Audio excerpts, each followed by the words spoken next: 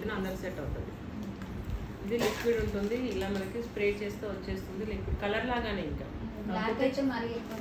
ఎక్కువ కనిపిస్తుంది. ఇంకొకటి కేర్ఫుల్గా స్ప్రే చేయాలి. మీరంతా ఫినిషింగ్లో చేసేది ఆ టైంలో మేకప్ అయిపోయి ఉంటుంది, శారీ కట్టుకొని ఉంటారు, దాని మీద పడే ఛాన్స్ ఉంటుంది. ఫేస్ మీద పడితే మళ్ళీ మేకప్ అంతా ఖరాబ్ అవుతుంది.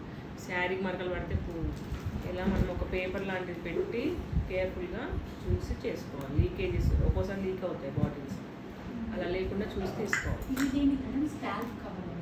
స్కాల్ప్ గ్యాప్స్ కవర్ అవుతాయి, గ్రే హెయిర్ కూడా డార్క్ అయిపోతుంది. ఇన్స్టెంట్ కలర్, ఇప్పుడు కలర్ వేసుకోకుండా కొంతమంది వస్తారు కదా హెయిర్ స్టైల్స్, అలాంటి వాళ్ళకి యూజ్ అవుతుంది. అందులో కెమికల్స్ ఎక్కువగా ఉంటాయని తర్వాత ఏమైనా ప్రాబ్లం? మనం ఎక్కువ యూజ్ చేయం కదా, ఏదో పైన పైన లైట్గా యూజ్ చేస్తాము. ఒకటేసారి రోజు యూజ్ చేయం కదా. ఎవరికైనా గ్రే హెయిర్ ఉంటే చూపించాలా? జస్ట్ ఇలా